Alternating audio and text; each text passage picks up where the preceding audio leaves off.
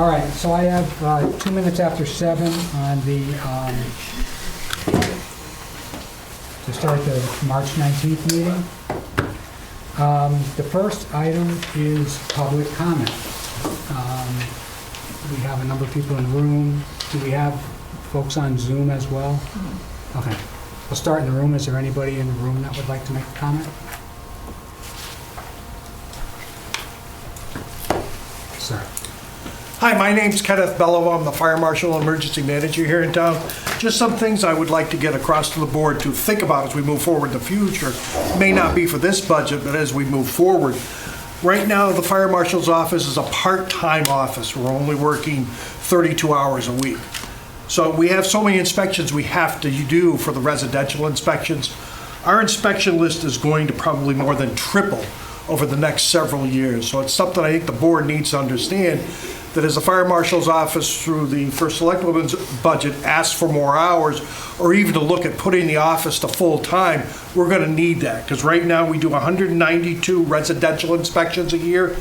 With all the apartments that are proposed to come in, that's gonna be a possibility of another 320 residential inspections. So that'll be 512 residential inspections that the Fire Marshal's office will have to do every year. That doesn't include our businesses that we still do. So right now, I've got another 100 on the list, plus ones that I couldn't finish over the last couple of years because we didn't have enough hours in the office. So for this particular year, for 2024, I've got 447 inspections to do. So I just wanted to bring that to the board, to something to think as we move forward in the future, as we start asking for more money on the Fire Marshal side of the budget. Thank you.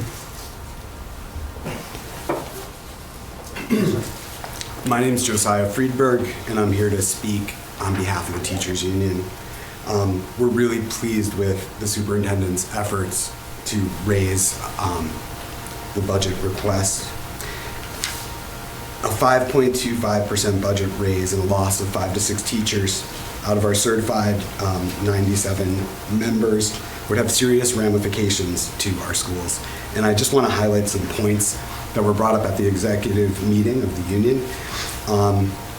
Firstly, that we're all a team that wishes to maintain a high quality of education for all students at all levels. And our working conditions are indeed the children's learning conditions. Right now, there's a nationwide critical shortage of teachers. Over the past 10 years, there's been a 70% decrease of students enrolling in educator prep programs in the state. While Connecticut does not have as much of a critical shortage as other areas, I do believe that trend will be catching up. I want everyone to understand that as the budget takes away positions, getting those positions back is going to be harder in the future. There is a lot of new, or a lot more students requiring ELL and 504 plans. There's a lot more staff that needs to be spread out, making sure that we're in legal compliance with all of our learners' needs. So essentially what we're saying is, the superintendent has done a really terrific job culling things back and taking things from a potential loss of 5 to 6 teachers to 1 to 2, which is something that I think, we as a district, we're gonna, of course, always do our best. But at this point, I would just say that we could try to match the rate of inflation. We could try to retain all of the certified positions. And in the face of other districts in the news with all these cuts, we'd have a lot of very positive publicity that we can tout in the face of these hard times and cuts. Our school district in support of our schools remains strong. So I think what we would like at this point is as much transparency as possible to make things less abstract, to know what's being cut and where, what impact that will have on the learners, and if the citizens of the town are willing to invest a little bit more now and save all of our certified staff positions. Thank you very much. Thank you. Are there public comment in the room? Hi, my name is Paul Tulane. I live on Sunrise Terrace. And there's 3 points I'd like to make. The first is has to do with temporary funding. I'm asking that the board consider not taking any temporary funding and making that part of the ongoing or operating budget. That would be important. I'm sure there were some very effective programs that were funded from COVID funding and so forth that were very effective and had good results. Perhaps if those programs wanted to continue to be go forward, perhaps some other programs that were less effective could be defunded. So I'm asking that temporary funding not make its way into the operating budget. The second point is I would like the board to make decisions based on data, not emotion. Particularly around the school system, it's easy to have an emotional response. We all love our kids. We want the best possible school system. But when you look at data, when you look at going back to 2009, for example, the school population has decreased fairly significantly since that time, while budgets have not. There's some discussion of the apartments coming into town, and for sure, in the next 3 years or so, there's going to be apartments coming into town. I'm also a member of the Economic Development Commission, so I have some information as to the makeup of those apartments. And even when those apartments come fully engaged, the school population will not approach the 2009 number, which is 907 students, I believe the number was. And my third point is speaking on behalf of the retired members of this community. East Granby, the retired folks, the folks that are on fixed income, represent something slightly less than 25% of the population. And I know my salary increase this year was 3.2%. So any decisions the board makes in excess of 3.2% will have a negative impact on the financial well-being of 25% of the population in this town. So just some points to consider as you go forward. Thank you for your time. Other comments in the room? Do you have any comments online?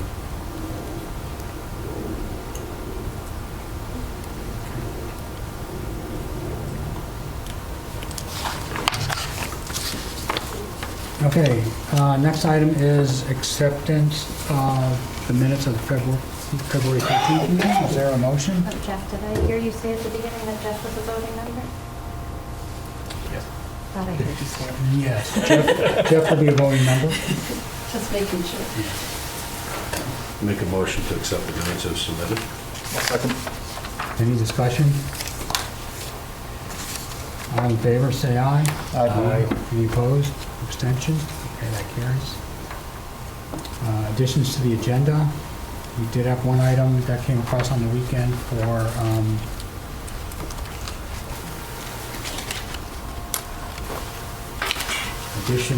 creation of a couple of funds, a couple of reserve funds. And a motion to add those to the agenda.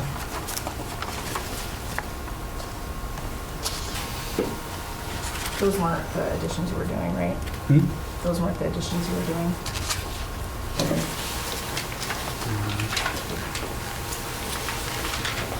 The capital fund?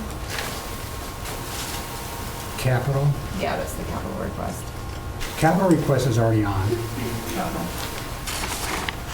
right, so- Oh, yeah, okay. Okay. All right, so I'm not hearing an appetite to Do you want add. to wait and do the non-lapsing? Are those the two non-lapsing funds you meant? Yeah, so maybe we can talk offline and figure out how to get that through. All right, communication and correspondence. Let's see, had some correspondence from Missy and the building committee around the school construction audit that's going on. We all received an email from a member of the public expressing support for the school budget. Anybody didn't get that, let me know, and that means we gotta add you to the list. And we received additional data from the assessor on the breakdown of the various components of the property tax going back to the last rebound, which we didn't have. Does anyone else have any communication or correspondence to report? Okay.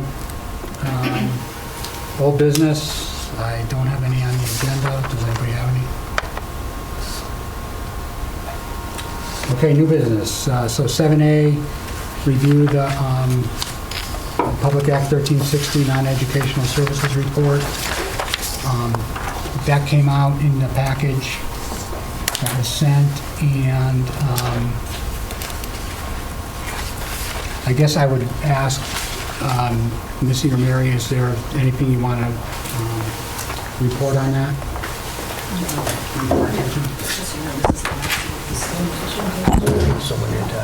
I just want to say that this is a format that was used in prior year, and being the district, I kept it the same, so it's consistent from year to year. It does show the projected fiscal year '24 non-educational compared to the budgeted non-educational services. It also shows, and I put in the notes, a lot of this is so that we can share services with the town to save money. We are sharing electricity. We just did our property liability and workers' comp insurance with the town. And then we just moved our trash service to the same service the town is using. So that should help us consolidate money when we're working with the town. You get more for more service you have, the cheaper it can be. And one thing to note that these non-educational services are up 9.49% from last year. That's all I have to say on this at the moment. Did anyone have any questions for Mary? And I know we have some newer board members, and one of the big reasons, first of all, it's a law that the board has to report the non-educational costs, and one of the values of it is for us to look at that and determine where there's maybe opportunity to share costs across.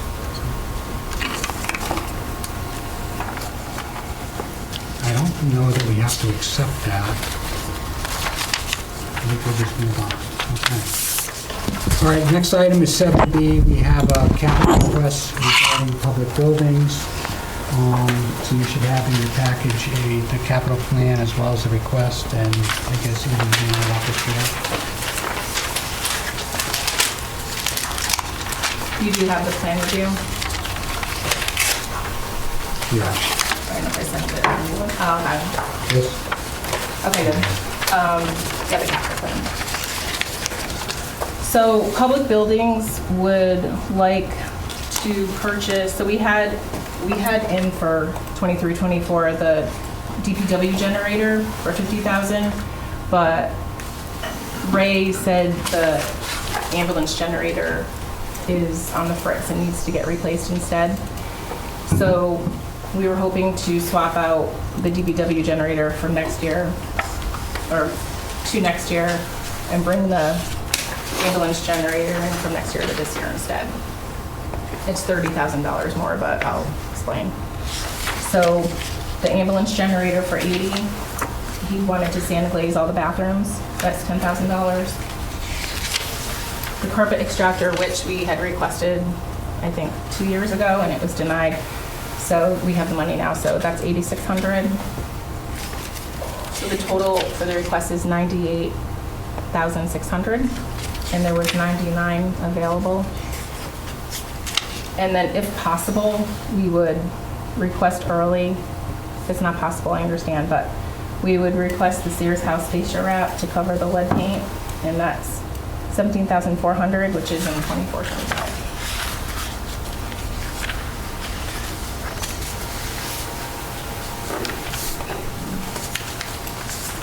Okay. So everybody understand the request?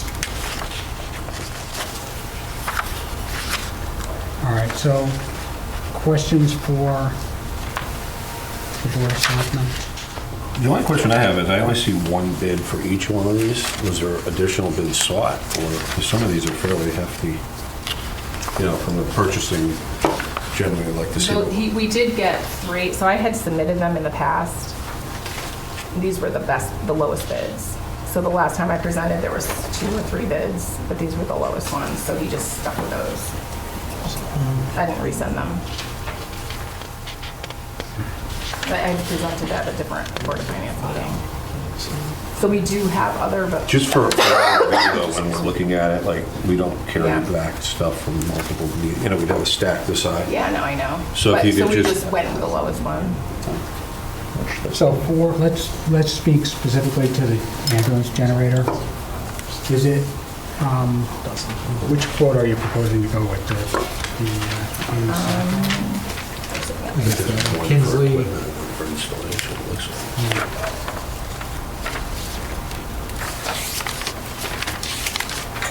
You have one for equipment and one for installation here, is that correct? Is that how it works? Somebody could tell us what the Kinsley proposal is and what the K-Saco is. This is just installation. I'm getting a different number.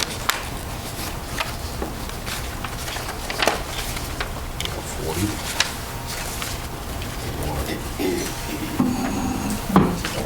The 41,000 says includes generator. Oh, it does? Yeah. So why do they have, Here. what's this, 80,000? I don't know, provide installation, one new caller, providing and installing one new caller 20 kilowatt generator, 100 ampere rated. So where are we getting the $80,000 I figure? don't know. I just figured that. I think that's what I'm asking about. Just to, Because these are items that would require professional install, so you usually don't just buy them off the shelf. No, I know, but I'm not seeing the, Is that something Public Works could install? You know that? Probably They not. be able to install? I'm not seeing this, I guess. Yeah, and then there's a 50. Yeah, So 53 Kinsley, and 40. are you looking at Kinsley's? I was looking at the other one. The- Kinsley, yeah, because Kinsley includes installation. Well, so does the So does the other K-Saco. one. Yeah, you just have to read into it. But I guess the question becomes, Ian, why, you have an $80,000 figure here? We've got 43, 41. What do we got? 53? And then there's one for 40. yeah, Let me see. One is 40,000 even, so there are two quotes for the generator. Yeah, Looks like. he told me it was 80 to install. I know that you said there was one for, was it one for the ambulance and one for the fire? Yeah, this one says, so the one that says 40 is saying ambulance, so there's, Okay, they're for different locations. So the ambulance one is actually 40,000 bucks. yeah, he told me 80. Both quotes were for the well, ambulance. is he getting Says on two top. or one? I mean, Oh, yeah, ambulance generators, there's two. It's just total. Yeah, that's all one generator. So they give a quote for one and it's actually for two. But there should be some cost savings if you're doubling it. well, I mean, Yeah. somebody could, I mean, we shouldn't be guessing what's in here, like, Well, he said it was 80, so do we know, this quote is dated January of 2023? yeah, he told me it was still good.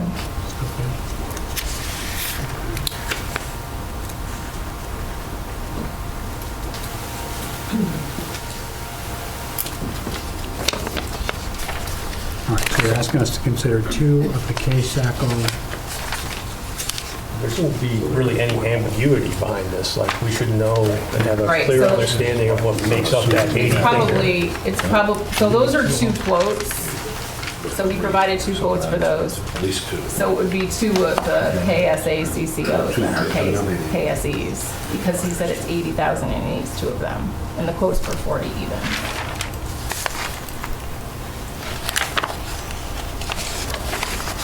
So where are we seeing the request for two generators? I don't see that. On this, ambulance generators. So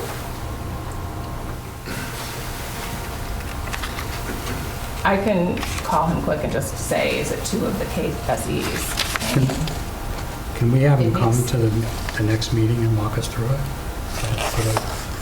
And I also think we should get written quotes that don't seem expired in 2023 in February. It's great that it's the same price, but we should probably have something in writing for that as well. But you would also have at least more than one quote for anything that's cost. Yeah, I would agree. Well, there's two quotes there about. Yeah, I see two quotes. No, this one's the ambulance and one's the, right? Well, they're both 20 kilowatt hour generators. Both ambulance. But one says East Granby ambulance, which Yeah. may be So- I mean, installation could be Yeah, different. I think what we Yeah. need They is, both say ambulance garage. like, Ray should come in here and walk us through this, or put a cover letter on it that tells us exactly what we're trying to do.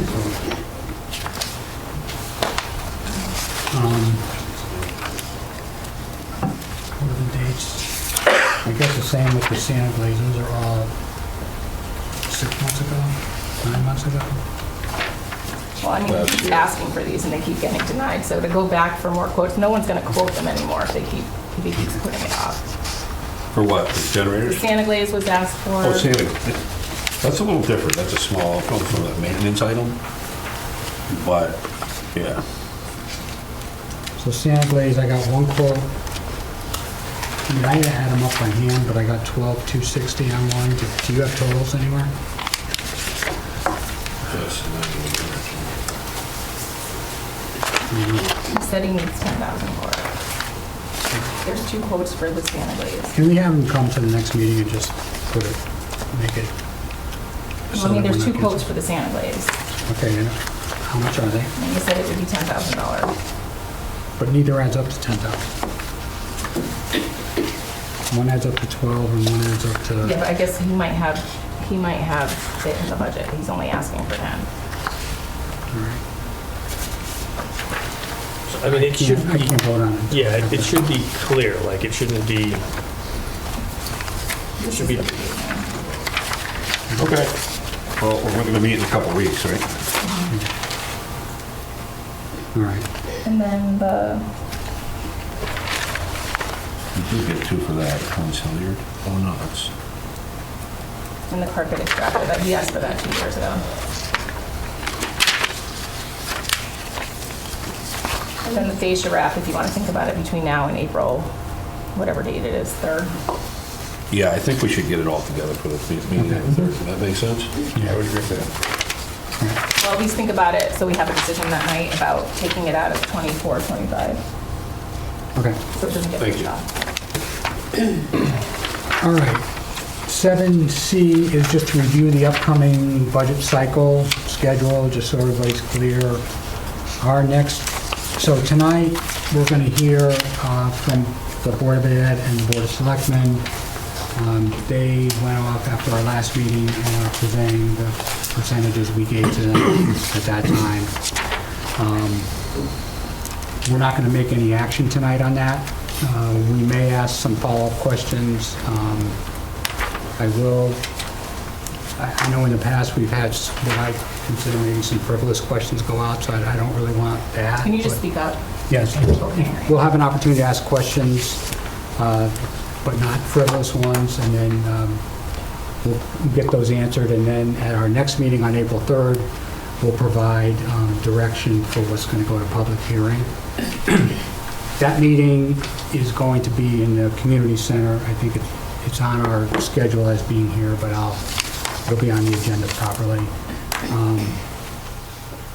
And then from there, our schedule for a Let's Talk Turkey, Nicole tells me we need materials back to her by the 8th. There's a quick turnaround, I believe, Wednesday.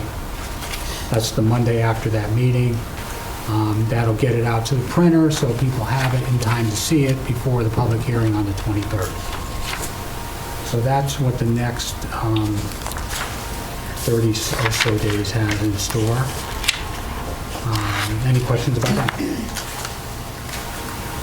Okay. The next item then is to review the proposals from the Board of Selectmen and the Board of Ed. So, Jay, you want to go first? And I see he gave us a handout here.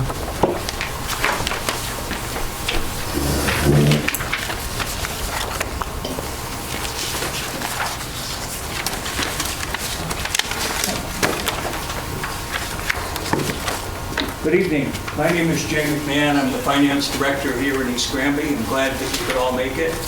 And I'm here with Eden, her select woman, and we're going to present the general government budget tonight. Okay, this is the general government's ask in simple terms. Oh, yeah. Go ahead. You go first. Okay. Once again, thank you for the opportunity to present our upcoming year fiscal year budget. The Board of Selectmen budget we are presenting tonight represents a 6.7% increase over the previous fiscal year. This budget by no means is aspirational, but rather a strictly lights-on only view of what's needed to run the town in the upcoming fiscal year. Once again, this past year is marked by another year of high inflation and increasing costs. The preliminary percentage increase of 3.5% provided at the February 6th Board of Finance meeting is far less than what is being proposed tonight. Candidly, deep cuts, for example, town positions, COLA increases for non-union staff would be needed to close the gap. Finally, in the spirit of fairness and transparency, why did the Board of Ed receive a higher percentage than the Board of Selectmen when our costs are relatively the same? If the town is going to grow and prosper in future years, the funding must align with its mission. Again, we encourage you to approve the funding we are requesting, and thank you in advance for your consideration. Eden? Okay, this is our ask in simple terms. The Board of Selectmen budget we're presenting tonight represents a 6.7 increase over the previous fiscal year. Significant impacts include the addition of an 8th police officer, which is at about $100,000, and a charge back to Board of Education for about $39,000 for facilities management.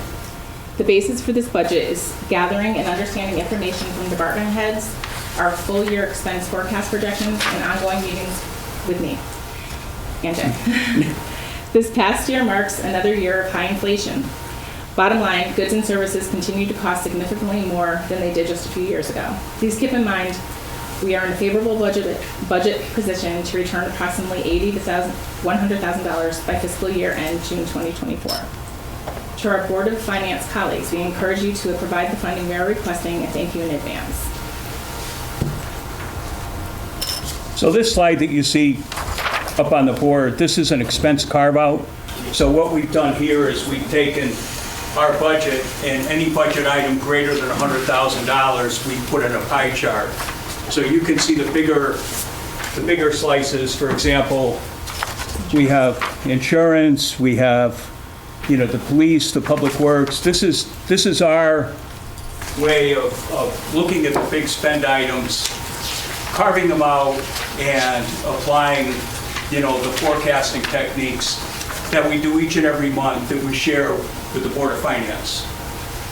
And when Eden referenced the $80,000 to $100,000 give back, that's part of our forecasting. So we forecast every month where we believe that we're going to end the year. So the forecast projection is basically looking at our year-to-date actuals, scrubbing those actuals down, and then forecasting the remaining months. And we do that working with all the department heads in the town hall.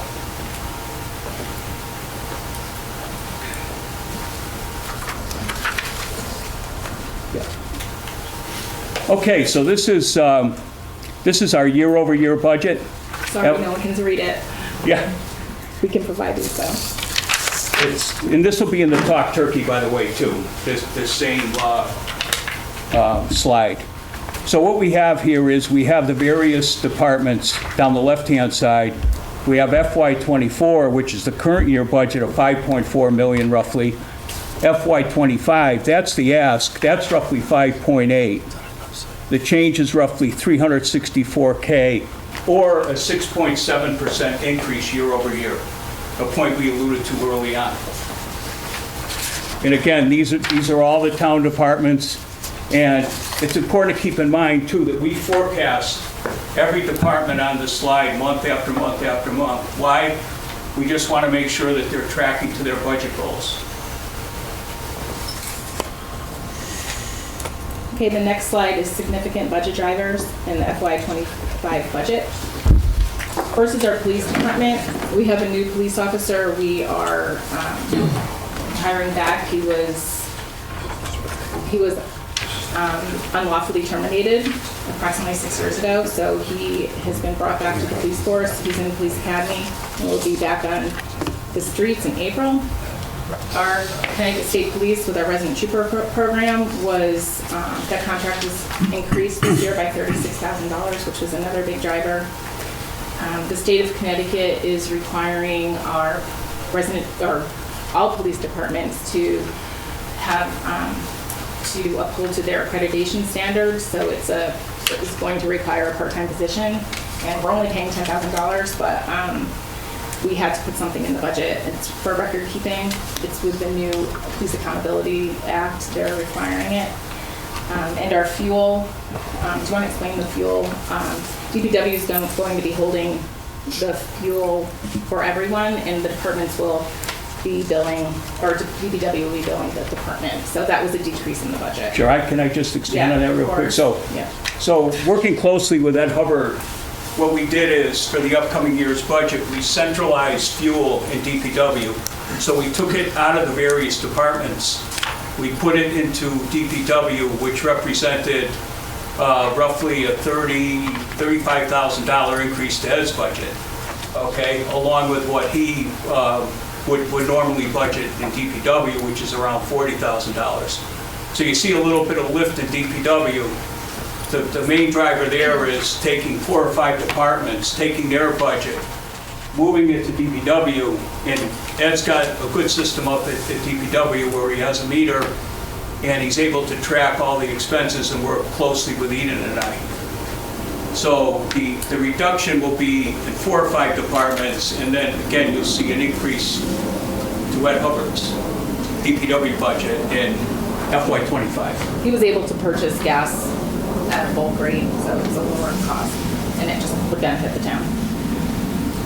Fire department budget, we've moved back equipment and maintenance from capital at about $82,000 per the Board of Finance wanted that to happen. So that's an $82,000 increase to fire department. And there's an increase in operational fees that weren't budgeted properly. So that's an $18,000 increase. Yeah, and I just, Fees Eden, were just more than we expected. yeah, and I'd just like to expand on that quickly. Again, as Eden alluded to, that's $80-some-odd thousand that wasn't capital last year, okay? And we were able to scrub that down and say, you know, probably some of it really didn't belong in capital, so we're bringing it back into the town budget. And then working closely with Troy Wolf, Troy identified several areas in the FY24 budget where we didn't budget for certain items that we should have. That represents the 18K. So we had a budget for operational fees of $28,000, and then we added the 18K into FY25. And I've been working closely with Troy for the last several months, and he's done a nice job with the fire department budget. He's managing all the capital requests, all the capital expenditures, working closely with me on the town budget side, doing the monthly forecast for the fire department, and you know, really has done a nice job at that. Thank you, Troy. In Public Works, the main drivers were fuel, like we talked about, $33,000, and additional hours for the administrative position in DPW. Yeah. Pretty much match what the union hours were. Yeah, so when you look at our overall budget of 6.7% year over year, these represent a significant impact to that 6.7. If you drop to the low line and you look at all the other departments, the increases are modest, and we even had some reductions. You know, we had some reductions in the insurance line, we had some reduction in the RCC lines. With the RCC, what we're going to be doing come July 1st is for bulky and building materials, we're going to have a pay-as-you-go program. So when you go into the RCC on July 1st, and you do have bulky, you do have building materials, we're going to be charging a modest fee. So what we did is we factored in a credit of $35,000 into our budget. That coupled with the hauling. Okay, we have a new compactor up there, we're doing less hauling. So we're able to derive some really nice savings in the RCC, working closely with Ed Hubbard and his people. And that $35,000 is a conservative number. Right now, that amount is we're all paying for the bulky waste, and not the people that were actually using the bulky waste. So now the people using the bulky waste will be paying for it. So it'll save the taxpayers money in the end. And that's just a very conservative number, same with hauling. So we'll have more concrete numbers in the future. So finally, as always, our goal remains to make East Granby a better place to enjoy for all of you. We take questions? We take questions? Yes. Okay. So, appreciate the work you put together here, but one of the asks that we had is because of the revaluation year, folks are probably looking at a double-digit tax increase on average with a moderate budget. That was the reason that we asked you to present a 3.5% budget tonight, because that is already going to be a strain on the community. What you presented was a 6.7.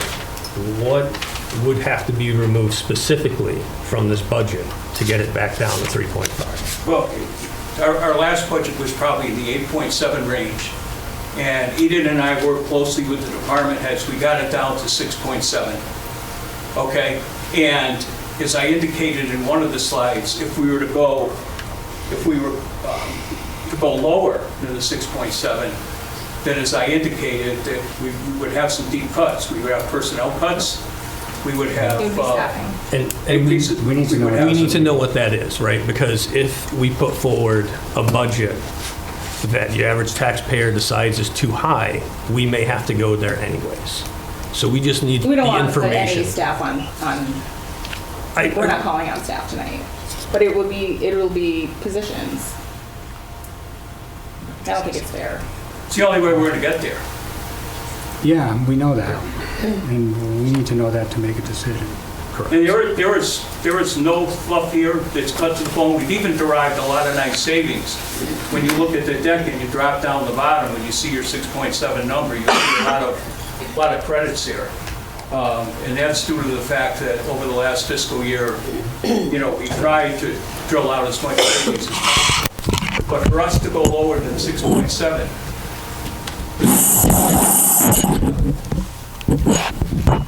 I don't know how we could put together a budget. So to be fair, what you're saying, 5%. it's lower than that, you would have to cut staff, period. There's nothing else in here that you would consider. No. Because that's, I think, where you're heading, right? You want to know what the impact is. Yep. Okay, fair enough. I mean, that's, I'm I not mean, sure. I think we'll hear from the Board of Ed. I mean, somebody from the public may have tipped what we're going to hear, but there was maybe a 5 or a 6 staff cut, or maybe a 1 or a 2. I mean, I think we're going to hear some cut, so that's not a taboo topic. Well, take Well, a, right, I'm not going to name the positions. Well, that's not what they're asking. They're just Yeah. trying to say, how many people would you have to cut to get there? Correct. no, but you saved 3.5 respectfully, I get that, but look at the police line. It could be making full-time, part-time, it could, Yeah. we'll just have to go back and look at Fair- it. Fair enough. Okay. Yeah. But look at the increase in the police line. And then you're saying, oh, you get to 3.5%.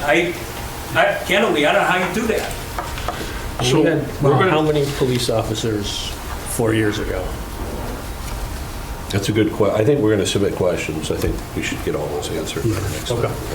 Yeah. Just out of curiosity, because there's a question I was going to submit, and Jeff asked it, this is minus the fees for the RCC, right? This is not. So this is assuming you're encapsulating what we pay when we collect in fees. Yeah. And this is what you need to run it over and above that. Exactly. So you got the 75,000, which are the permits that we sell, and then you have the new one, which is going to be the 35K, as Eden alluded to, and that's just an estimate right now, pay as you go for the bulking and the building materials starting on July 1st. So that, and as Ed Hubbard likes to say, what we're doing there is this is just a way to better control costs in the RCC, so we don't have rising costs. So the gross budget for that is another $100,000, give or take. You have to add the credits back in. And just Well, one, not the permits, but the bulky materials. Are the permits included The in? permits are included in the budget. Yeah, But the bulk you could add those in as well, I guess. I mean, this is an example of what we're dealing with. We just lost one of our department heads to a neighboring town because they're paying $40,000 more than what we pay. So we're going to have to replace a department head here.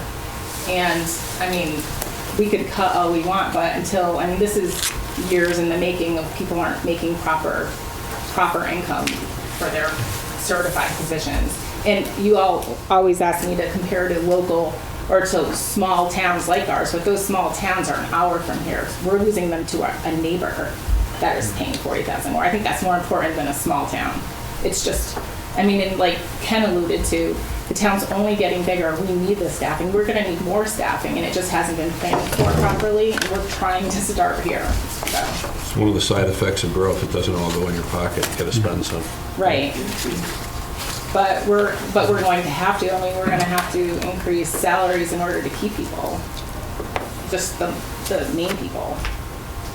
So we're gonna collect their questions. Well, I mean, why don't we just go down the table, and if you have questions now, why not ask them, and then, I got one more, and then bulky waste, is that market rate that we're looking at? We're gonna be competitive with other towns. We're not still lower than anybody else? It's an average of area towns, yeah.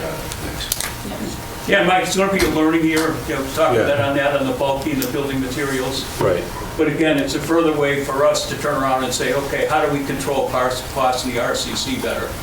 So I applaud Ed Hubbard for coming up with that and, bringing that to fruition. Oliver, just one more point, though, on your 3.5. We did make a good effort to try to get it down as much as possible. We've been working quite hard over the last several weeks.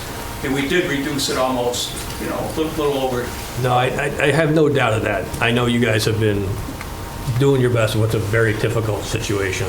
And we're at a point now, because of the revaluation, because of the spike in homeowner values over the last 5 years, which has been unprecedented, it's a perfect storm, right? So we're going to have to make some tough decisions this year that are going to be uncomfortable for folks. Being better informed as to what exactly that means is just going to allow us to get to the best possible decision. That's all. Yeah, understand.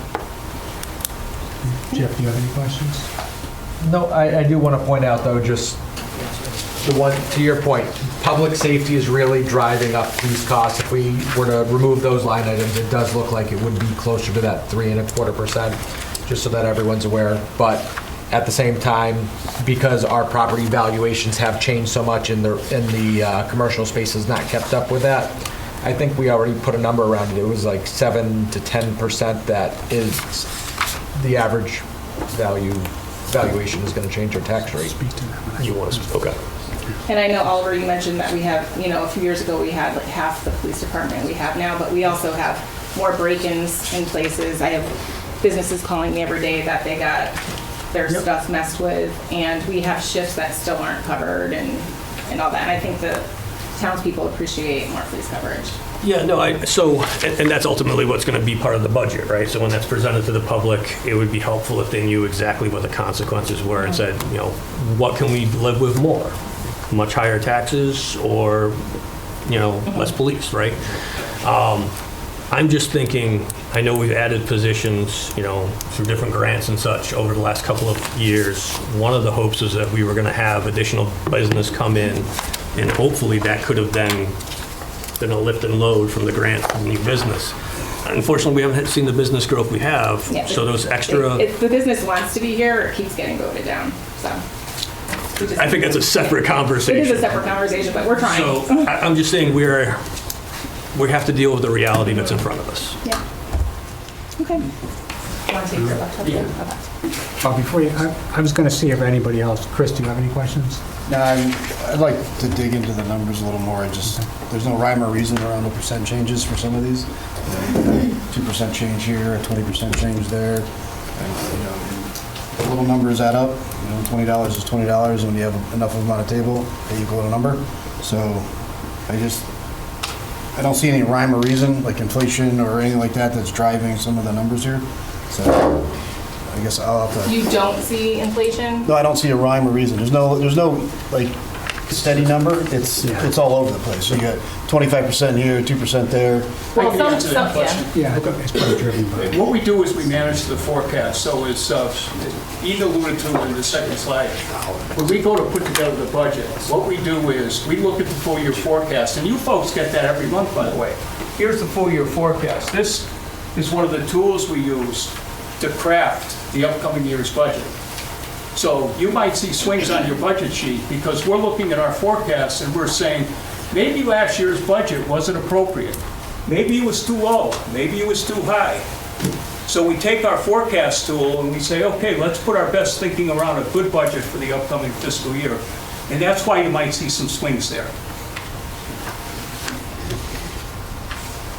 Todd, any questions you have for right now? Almost it.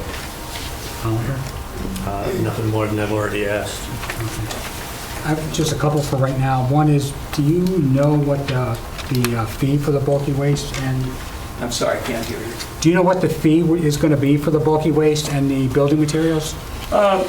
No, right now it's going to be pay-as-you-go, but what Ed's going to do is he's going to be looking at the cost, he's going to step back and say, okay, based upon the run rate, let's just say for the first 6 months, and then he's going to step back and say, well, what is a good rate?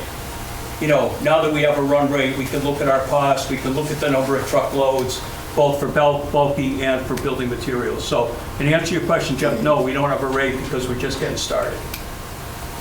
I would think by the public hearing, you might get a lot of questions about what that rate's going to be. I suggest you Yeah, we'll have give it a one. ballpark. right now. We're pretty close. It would also be helpful to know what other towns are charging. I know Granby and Suffield do the same, so. Yeah, he compared with Granby, Suffield, Newbury, I think. So it'd be good to have those numbers just as a comparative. One of the things, I'd like another iteration of this chart that has the FY24 forecast in it as well.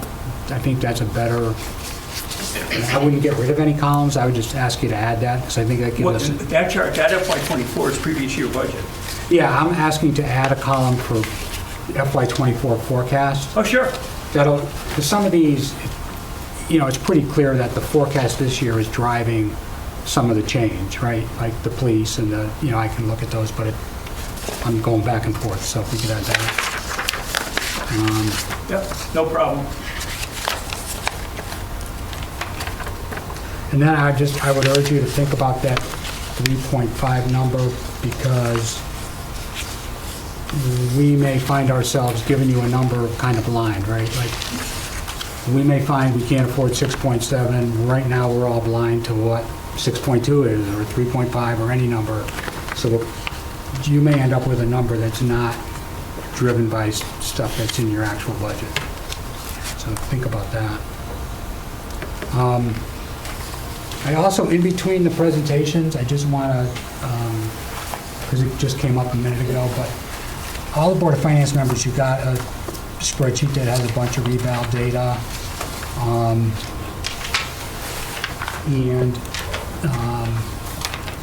And I guess for the benefit of everybody who's taken the time to come here, in the revaluation, the residential real estate, which has been flat, it was about 61% of the property tax account. At the time of the last reval, it's kind of drifted down to about 58. Now it's up to 65. So that means more tax has to come out of our houses than anywhere else.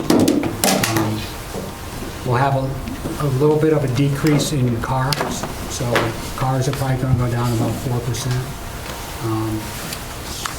But a revenue neutral mill rate, which means we collect the same revenue from property taxes next year versus this current year, has an average impact on the residential real estate of about 9.5%. So there's going to be some people that are going to wish they only had 9.5%. And other people that may be down at 2 or 3. I don't know that there's going to be anybody, there's probably going to be a handful that probably went down. But by contrast, and the grand list itself went up by something like 20 some odd %, which would be great if that was all new houses, new businesses, it'd be just more money, but it's not. It's the same kind of growth. So the grand list went up 20%. Contrast, 5 years ago, the grand list went up about 2 or 4%. You know, taxes didn't really change that much. The per share of residential was, you know, went from 60, actually went down a little bit from 61 to 60 and change. So it's a challenge from that perspective. So we're going in higher taxes. I mean, everybody who's getting higher taxes, their house is worth a lot more, than it was 5 years ago or even 2 years ago. So anyway, that's all in various spots in that spreadsheet. So I don't know if you also want to talk about what we did where we were using a 7 number. I can talk about that. Yeah, sure. This one? Yeah, about how that's what we used, and that turned out to not be as high as, unfortunately, it should have been. Yeah, we asked the assessor to give us actual homes that are in various neighborhoods around the town. And some of those will show up in our presentation at the public hearing. But just be a way, like, we think there'll be a list and almost everybody can find a home that's like theirs. They might even see their own there, for all we know. But you can find one that's in your neighborhood, maybe close to your square footage, just to see what the impact is. We'll give you the instruction, take your assessment, how to multiply it by whatever our proposed mill rate is, so you can calculate your own. But we do think people will try to average that list, and it doesn't really work out that way.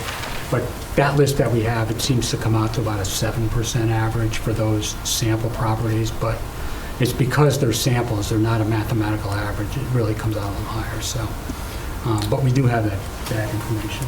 Yeah, so what Jeff is talking about is it's supposed to give you, if you live in a 3-bedroom, 2-bath in this area, this type of house, this is approximately what we think the impact will be.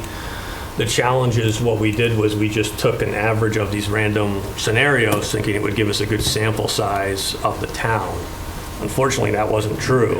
If we look at the whole sample size of the town, to Jeff's point, it's going to be 9.5% impact on average. The challenge is what we thought was going to be when we did our budget driver guidance to the various boards was we thought it was going to be 7. So we're already seeing that the impact's going to be 2.5% more than what we'd originally thought just a month ago. So I just want folks to also be mindful of that, is not only do we have low numbers, I know, relative to what people had hoped for, we also underestimated what the impact to the taxpayer is going to be. So the floor is going to be 9.5% on average to person. And now, as Jeff said, maybe his is 7 and mine is 2.5 more, like 12, right? So it's going to vary from person to person, but the average floor is going to be 9.5% impact for their taxes for their homes. And that's with no budget increase, which obviously we would do. So that's why I'm excited. I mean, I'd love to see the public here, and the more informed public is at all of our meetings, and the more vocal, that's where we'll get information like, how meaningful that is, or how meaningful increases or decreases are. All right, Board of Ed.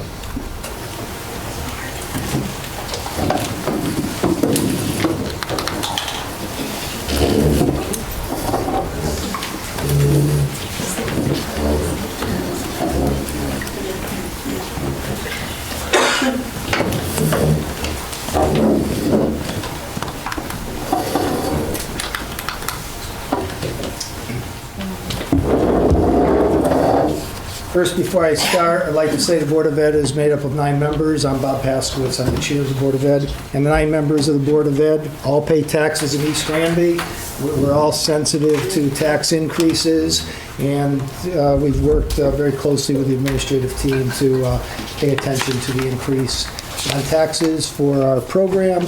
Our prime purpose is student achievement, and the Board of Ed has been unanimous, Republicans and Democrats, in all the decisions we've made up till now on what's needed for the town of East Granby to maintain the quality of our educational programs that we've had previously. Now let's start. Good evening, everyone. This year's budget process has been like no other. The East Granby Board of Education and administrative team have diligently examined every aspect of the budget. After 3 years of COVID and state and federal grants to help us through COVID and reopen safely, now, due to high inflation, we are now at a crossroad to our future. The COVID grants end this year as we try to head back to normal. With all the state and federal help, The double-digit inflation increase nationwide did not impact our budgets until now. And unfortunately, it's our new normal. Over the past 7 years, the East Granby Board of Education has an average increase of 2.58%. That doesn't come close to making up for the loss due to inflation for the past few years. The Board of Education and our administrative team have worked again many hours collaboratively constructing a 5.2% budget as requested by the Board of Finance.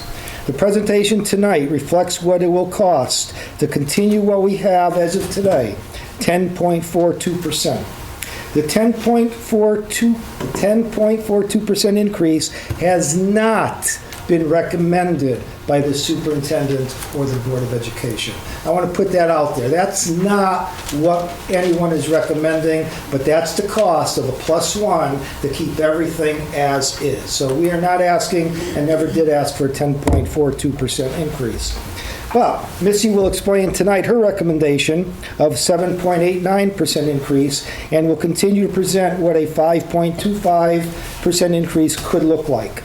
The Board of Education and Superintendent will produce a more detailed plan after we know what our actual budget increase will be, and we will present those details to the East Granby community at the April 23rd budget hearing. Before I turn it over to Missy, just like to say I'm glad people have come out here tonight. And again, it's a process we're going through, and it's going to cost us all some money. Or we have to take a look at what we're going to do otherwise. But it's something that's very, very important to us, and we spend a lot of time doing it, and it affects all of us. I mean, like everyone in the room, we're doing the math when you talk about tax increases because it does impact us. But we have to do what's diligent for the community. We were elected to work on student achievement and run a budget that the town can afford to do that. So with that, I'll turn it over to Missy. Before I do so, we do not have copies for everyone. Part of our budget is cutting back on supplies, especially colored paper. I will say this presentation is on our website already, so it has been examined by people. You can go and look at it.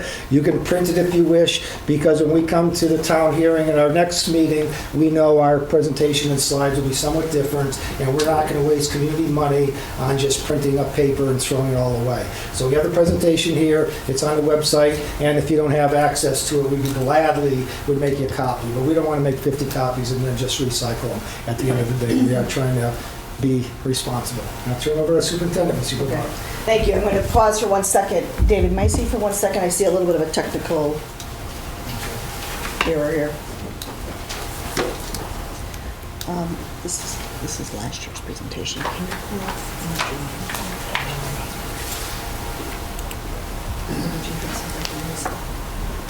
This is what Lisa sent me.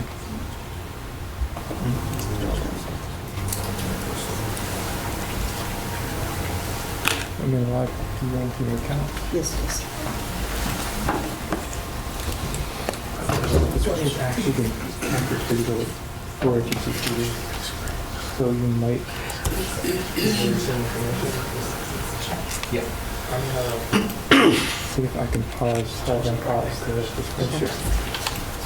All right, I apologize.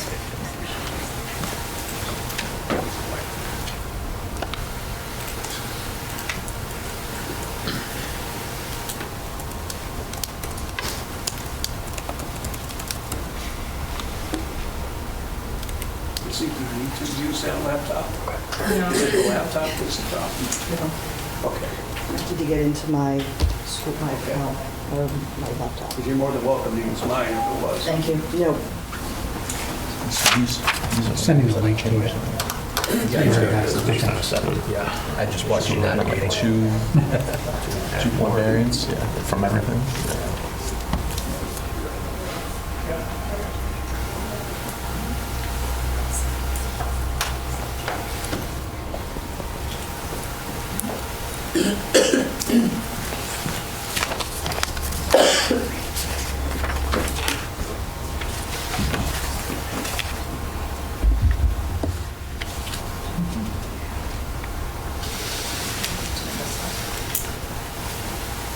I can't get the desktop from here. Is it on the drive?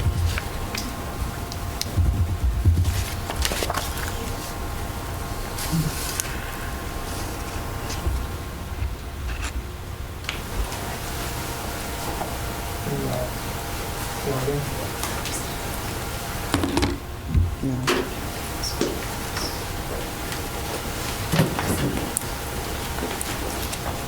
can attempt to do it through the remote access, but that can have issues that way.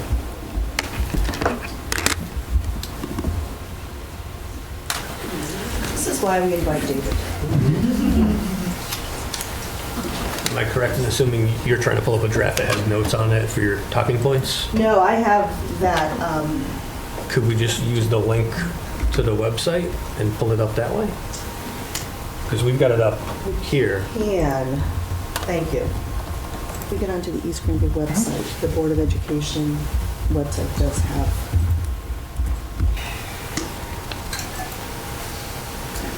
There's maybe a couple words difference, but for the most part, it's completely. It's fortunate you brought that up, Bob. I'm glad it's there. Yeah, that's what we're looking at. So I found This one here.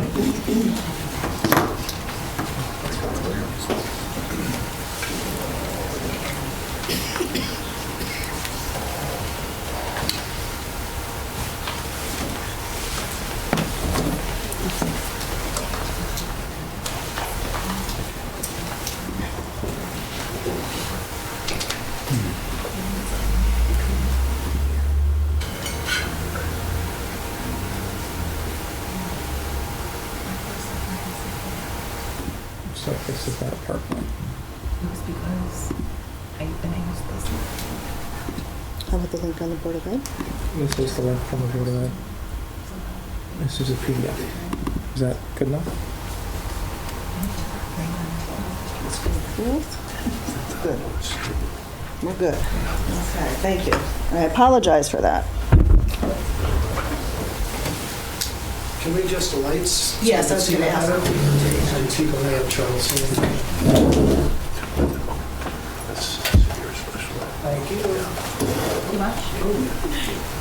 Is that too much, or you want that? I don't know. If you can put one on over here, that would be great. Yeah, no. Yeah. Thanks, Ken. That's good, thank you. Then we can serve it. Okay. I am not the tech person. It's a good question.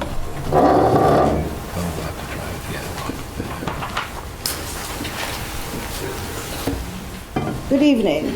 My name is Melissa Bavaro Grandy, and I proudly serve as the superintendent for East Granby Public Schools. I would like to begin by thanking our community, including all boards and town services, for the ongoing support of our schools.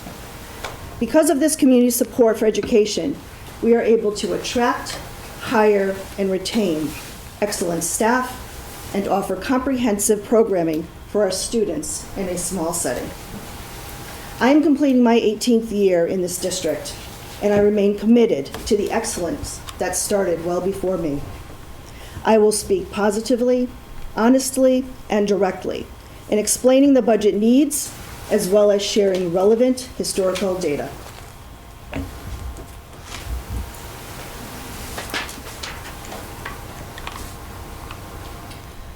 Projected enrollment. This slide reflects the projected enrollment as reported by NESDEC, which is the New England School Development Council.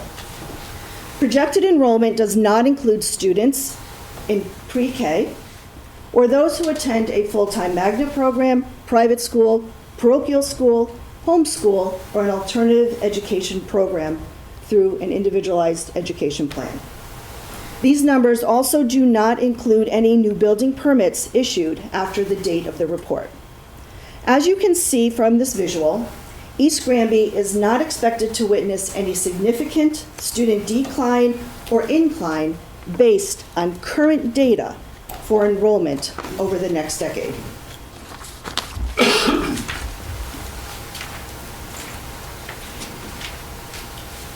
Elementary student enrollment projections. For the last several years, we have had 21 classroom sections for kindergarten through grade 5.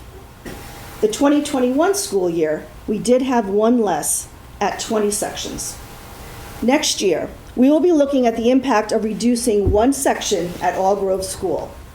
By way of example, this chart shows that reduction in grade 2. Regardless of the grade the classroom reduction takes place, that particular grade will be on the cusp of class size guidelines.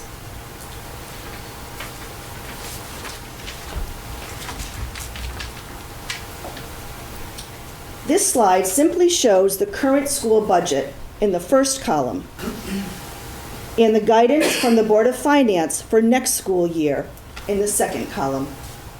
The net change, just over $1,005,000, represents a 5.25% over current budget.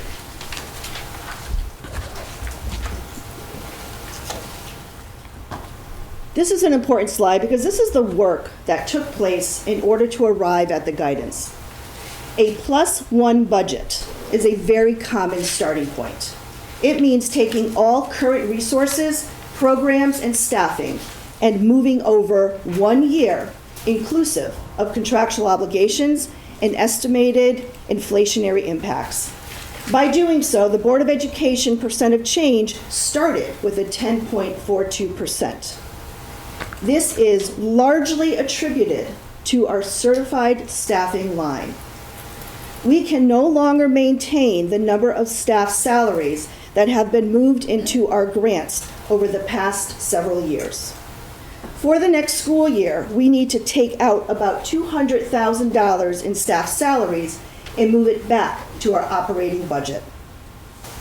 This was a known expectation that was shared during the budget process for the past few years, and it is panning out as anticipated.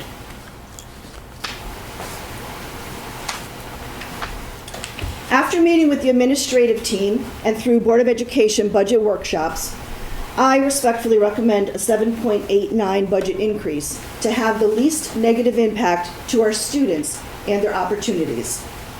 This would still require a reduction of 3 staff to the combined certified and non-certified staffing lines.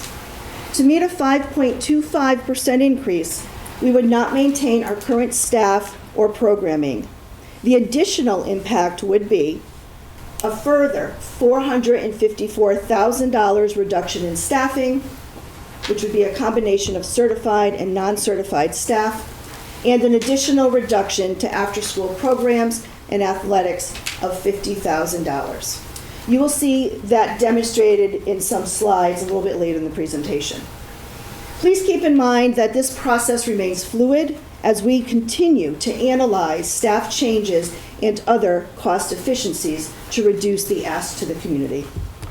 With these modifications, we will be at the increase requested by the Board of Finance at 5.25%.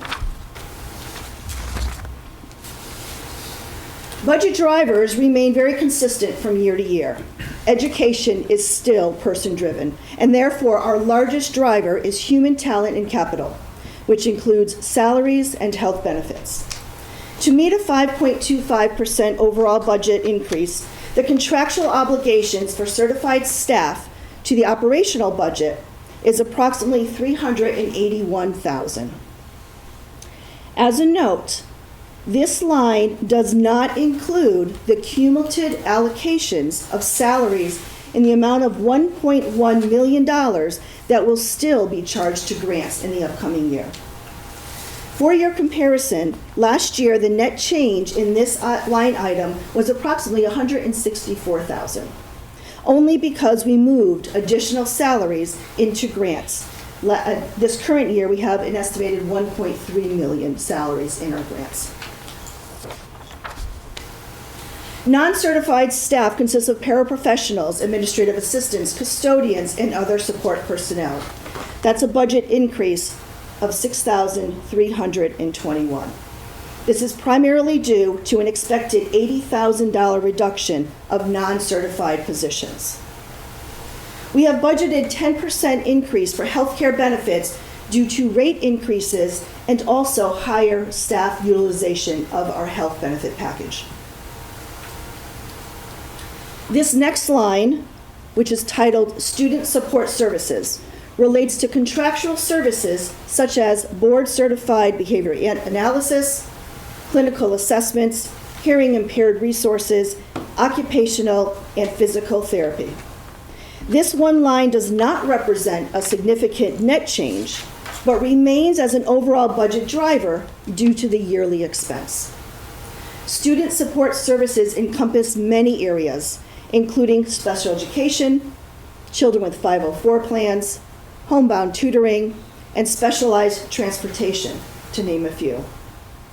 Tuition and funding for students requiring alternative education programs and those attending public schools of choice reflect an increase just over $40,000. Further budget drivers are fuel and utilities. This could decrease once we are locked in with fuel and also the electric with the town. Subscriptions, textbooks, and supplies total an increase of almost $68,000. This increase does represent an overall reduction of $30,000. Key contributors include an elementary math and reading program, a software security subscription, as well as inflation on our subscriptions. Transportation is reflecting a projected decrease of $10,775 as we plan to revise our bus routes from 7 buses to 6. And the balance of $47,000 is reflective of all other lines within our operating budget. This includes areas such as field trips, maintenance, payroll taxes, unemployment, equipment, printing, and substitutes. This also takes into account a $65,000 reduction to after-school activities and athletics. A district cost not notated in this slide is the 50% share of one school resource officer, which we plan to allocate from the remainder ARP ESSER funds.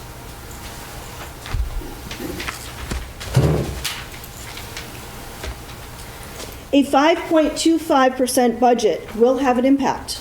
It will reduce staffing by $629,000, or approximately 7 certified staff and 2 non-certified staff. There will be an impact to comprehensive programming and opportunities for our students. We will revise our bus routes to reduce 7 routes to 6. We will be on the cusp of the Board of Education's class-side guidelines for one of our elementary grades. This budget will support all contractual obligations, a new required elementary reading program, and takes into account a 10% increase for group health insurance, which we are still negotiating, even this morning having discussions with our insurance broker. The budget reflects a 5% increase in workman's compensation and other business insurances and adjustments for utilities, maintenance, and fuel. Approximately $1.1 million of staff will continue to be charged to our open choice, IDEA, and Title I grants.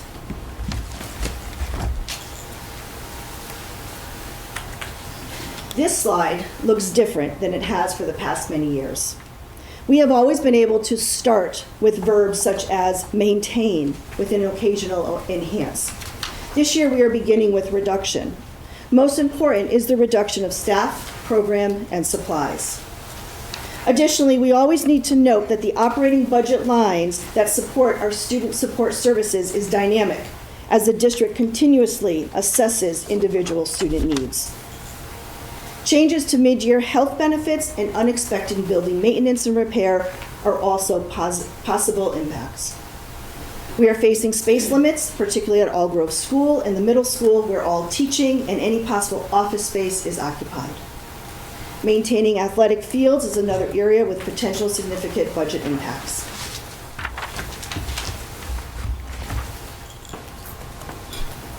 Anticipated revenue to the town. Education cost sharing is the state's contribution to our educational program. Funds go directly to the town, and town wealth is determined based on town's property tax base and the income of its residents.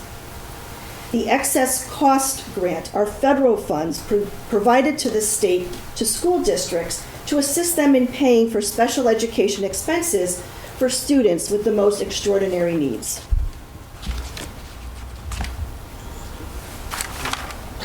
Projected invoices are for special education services that are billable to tuition students for services rendered in East Granby. These numbers are estimates and are dependent on the roster of students in our East Granby Public Schools. Pay to participate helps to offset some extracurricular program costs Annually, we receive between about $15,000 and $20,000 in pay-to-participate fees.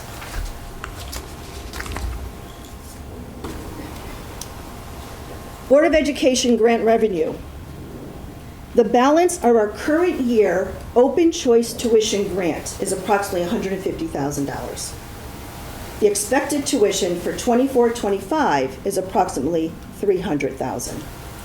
This comes with a very large assumption of enrollment, and it's dependent on the number of students that actually enroll in our schools. If we do not increase our open choice participation, then we will receive less tuition payment in these lines. Title grants are state grants and have specific criteria for use.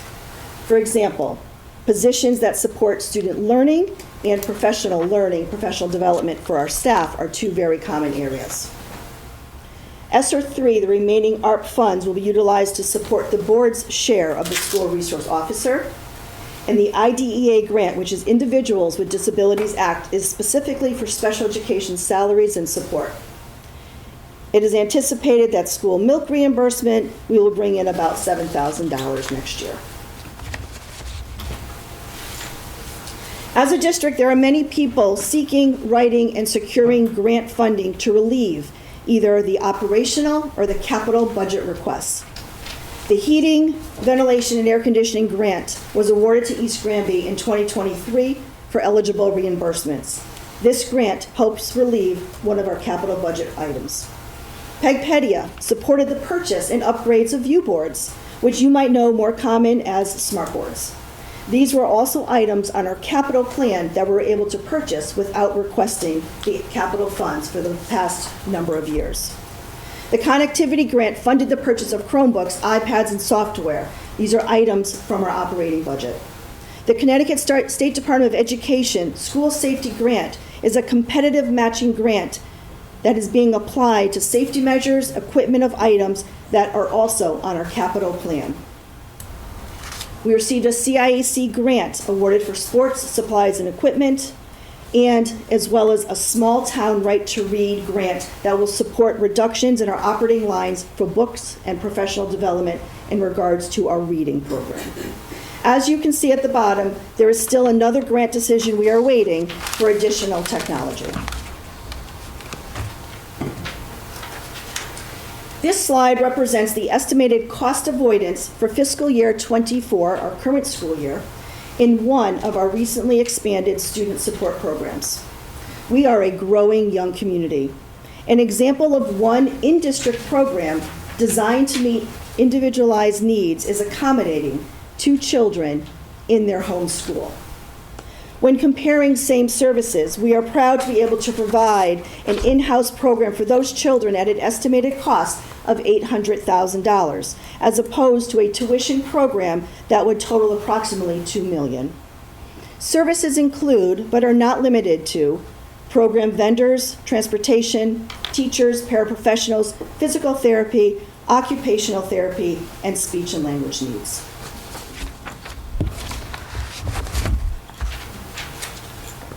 We find efficiencies by collaborating with the town of East Granby as well as other districts for savings including insurance, trash, fuel, transportation, student support services, and professional learning. The next 2 slides provide a visual of the reductions needed for a 7.89% increase, where my recommendation stands at this current time, as well as a 5.25% increase, the guidance provided by the Board of Finance. The 4th line down on the right, where you see the 10.42%, that is the starting point of the +1.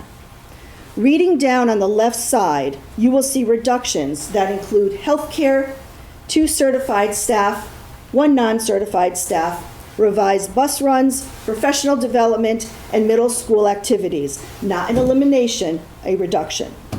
Also, activities funded through one of our grants, and a reduction to supplies, books, and subscriptions. This lands at a 7.89%. Further reductions would include approximately an additional $450,000 in staffing and reductions to athletics and extracurricular activities. We are now at a 5.25%. So with the 7.89, we will add an additional $450,000 in staff reductions.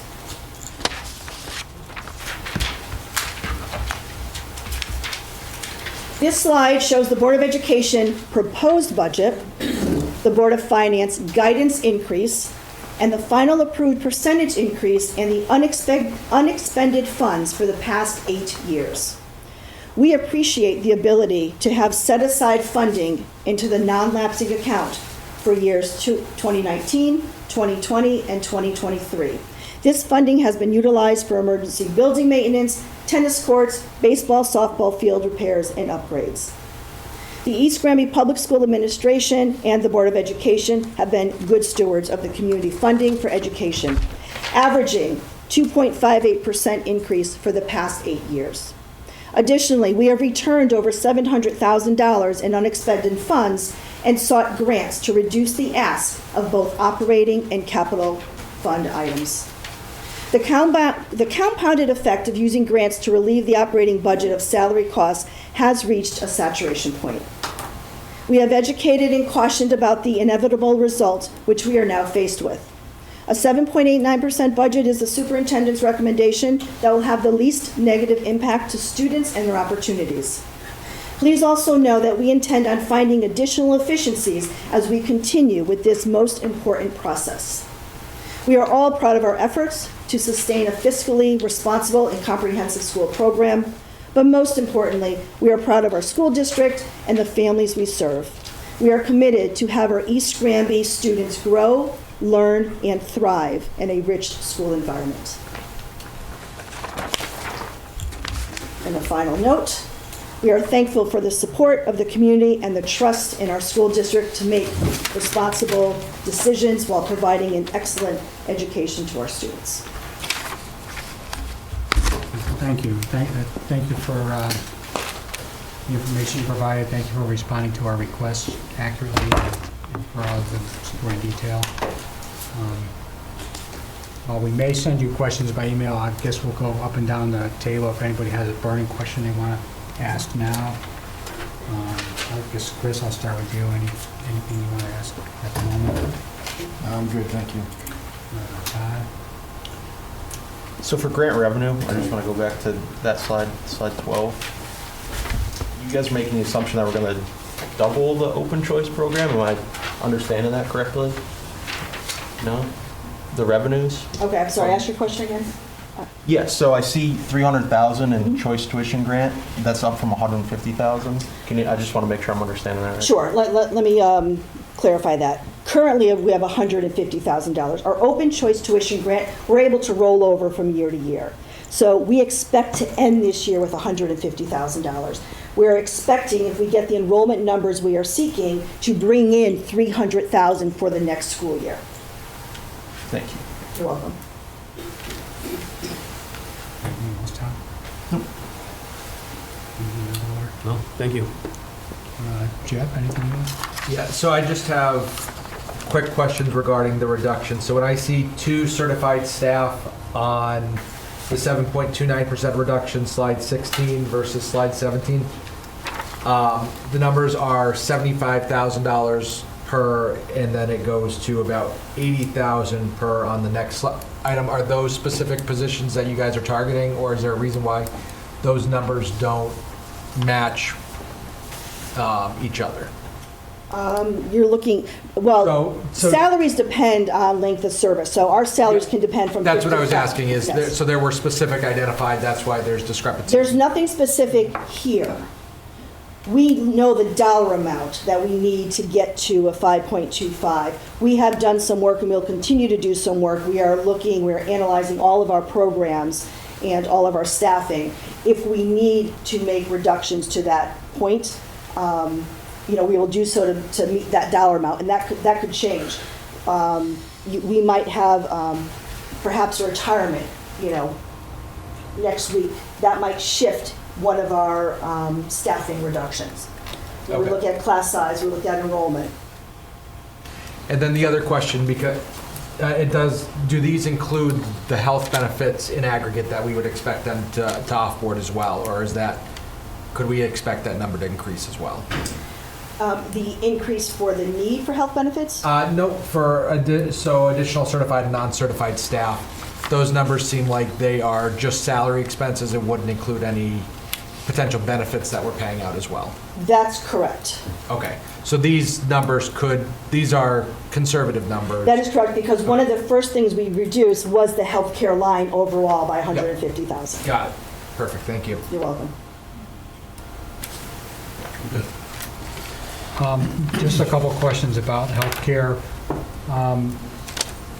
A 10%, see, I read it wrong. The 10% increase for group health dental, that's the expected premium increase for next year, right now? As of yesterday. As of yet. We started with about a 15%. We did some negotiating. We're at 10. And like I said, Mrs. Heine was just in conversations this morning with the broker. We're looking to move that a little bit more, but that's where we are right now. Okay.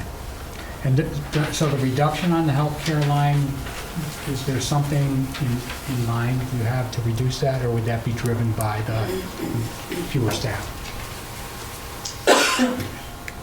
Our first budget included the higher percentage increase. So we took the 150,000 out when we were able to negotiate a lower rate. We're actually faced with more usage of our health benefits. So the cost to the district is approximately $10,000 for a single health, up to $30,000 for a family, which is anyone self plus 2 or more. So we've actually had quite a bit of increase in the utilization of our family health insurance, which is a greater cost to the district. So we're balancing that with the reductions of the overall percentage. That's all I had. So, thank you. I guess we'll talk in a minute about whether we're going to email questions and who to and everything. But And tomorrow morning, I'm happy to share the slide deck, and I do have some supporting documents that might be helpful in your discussions or even formulating questions. Okay, great. Thank you. You're welcome. Thank you. Okay. So,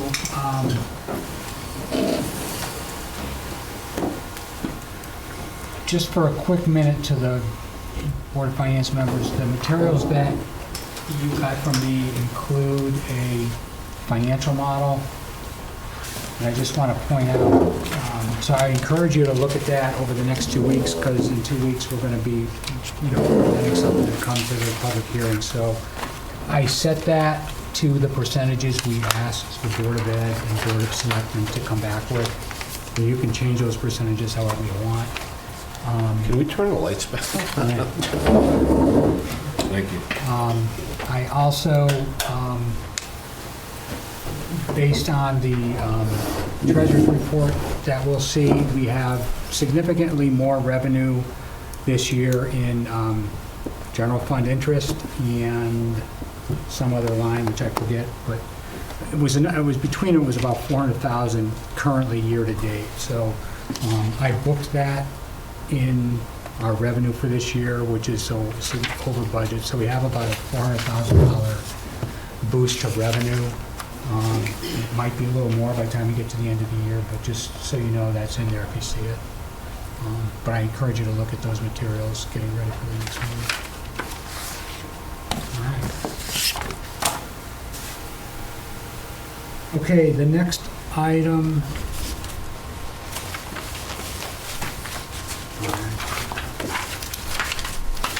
All right, so the next item is financial reports. So why don't we start with general government. Jay, you gave us the January and February reports. Sure. You want to walk us through anything important?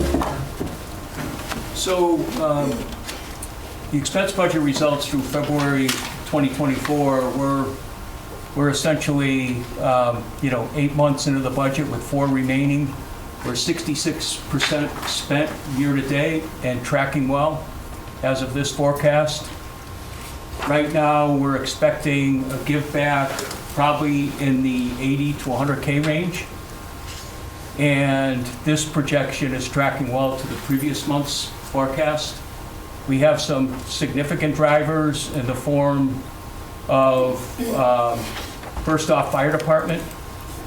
And as I alluded to earlier, we've got a variance going on there that is centered around the fees. The fees were under budgeted in FY24. And also, we put a vehicle maintenance placeholder into the forecast in June in case we have any more apparatus repairs. And right now, we're just about through our 40K, but in talking with Troy and Ed, we felt that we should put a placeholder out in the forecast just in case. So that's what we did. We put an additional, I believe, $15,000 to $17,000 out there in June. The police department, unfavorable by approximately 100K. And the reason for that is we added a new unbudgeted police officer, salary, benefits, and policing expenses to the full year forecast back in October. And because it was an unbudgeted expense, it drove our forecast over budget, again by approximately 100K. In the DPW line, we're actually trending favorable due to the fact that we had a snow budget of 52K, and thus far through this fiscal year, we probably expensed around 24K, which is a good thing. So we're trending favorable again in the DPW. So again, overall, looking at our budget, looking at our full year forecast, with 8 months of actuals in, 4 months forecast remaining, and given the fact that we do work very closely with our department heads and coming up with the remaining forecast, we believe we're going to be in a position as of this forecast to have a give back probably in the 80 to 100K range. And again, Jeff, not a lot of change from the previous month's forecast. Thank you. Any questions for Jay? I forget. Do we vote on the all at once? So. Okay. Mary, for the Board of Ed, you sent us, we have the January and February to catch up on. So the January and February, the unfavorable variances are pretty much the same, so I'll just talk about the February ones. Our object line 111, which is certified personnel, is higher due to hiring a teacher that was filled by a sub last year. But if you look at the 112, the non-certified line, that's projected to be lower, so if you net both together, we're anticipated to be within budget. If you look at the object 210 line, which is the healthcare, that should balance once we apply the employee contributions. Those are applied monthly, where we encumber the entire premium for the year. Object 330, that's our unanticipated special education and related services. We will offset this increase from billings from Harper, which you just saw on the slide, so that will help that line. Our object 520 and 521, this is for our property, liability, and auto insurance, and you have to add them together. We're not over budget. We had a new broker this year, and it went into one line as opposed to splitting up in two lines from previous years, so we'll fix that for next year. And the last one, object 627, which is the bus fuel, there's a slight price increase from the first quote and lock-in, so that's the variances. And that's all I have. All right, thanks. Any questions for Mary? Is the board anywhere close to thinking where they might end the year? No, No. I'll answer that. Okay. No, not yet. Thank you for asking. All right. Treasurer's report. We did send along was it this month, the audited year end? What was that last one? Recently, we sent, recently. It was in this month's packet, the audited June 2023 PDF, which we had seen previously, but it just got distributed. And then we have the January and February Treasurer's report. So, Kelly, anything you want to walk us through? Nothing really exciting for February.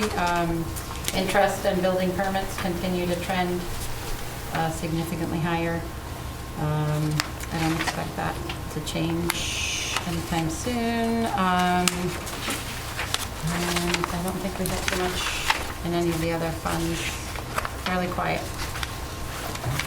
Any questions for Kelly? Yeah, so building permits was the other line where I took I took the revenue up, and it's probably prudent that before we send anything for public hearing, we take a look at that in advance of the next meeting, and we'll discuss what we want to do with that. All right, so we've heard all the financial reports, so for the January and February general government, January and February Board of Ed, and January and February treasurers, is there a motion? I'll make a motion. I'll second. Okay. Kelly's choice. Any discussion? All in favor of accepting, say aye. Aye. Opposed, abstention? Okay, that carries. We are up to public comment. We'll start in the room. Any comment from anyone in public? Yes, sir. Yeah, I've got 3 points to make. I'll make them quick. Oleski, 73 Old County Road. Point number one a comment was made earlier about charge back to the Board of Education for facilities use. My public gut reaction to that is, really? Board of Education is putting jobs on the line with the proposed budget here. DPW is coming in about $30,000 in the budget or so. Let's think about that. Point number two, regarding the proposed police officer from the Board of Selectmen. I don't think there's really a need to spend $100,000 on an extra police officer in town. Court system in the state of Connecticut is rather weak. Judges are rather soft. Rather than appointing another officer in town, I think we can lobby to get maybe stronger judicial support, stronger sticks to hit criminals with, so to speak, stronger punishments that work as a disincentive. But thirdly, and the most important point, I saved the best for last year, Board of Education's in a tough spot with proposed cuts to teachers and staff here. Inevitably, it sounds like there may have to be some, but every one of those teachers, every one of those staff is absolutely worth it for what they do, for what they bring to the kids in this town, for the quality of education kids receive in this town. It's gotten better over the years as my children have gone through the system. I'm really impressed with what I see, and we'd like that to continue as much as we can. If it's a trade-off of spending $100,000 for another officer or saving one or more jobs with that money, I take saving the jobs that exist today in the school system every day. Thank you. Other comments in the room? All right. Do we still have anyone online? Anybody Yeah, online? there's 16 people online. Youth Services just asked to join, but it's a little late. But no comments. I just want to mention that the police has already been hired, and the facilities manager works 80% of his day at the schools, which is the reason he's charged back. That's it. Last call. All right. Is there a motion to adjourn? I'll make a motion to adjourn. Second. All in favor, say aye. Aye. Opposed, abstained.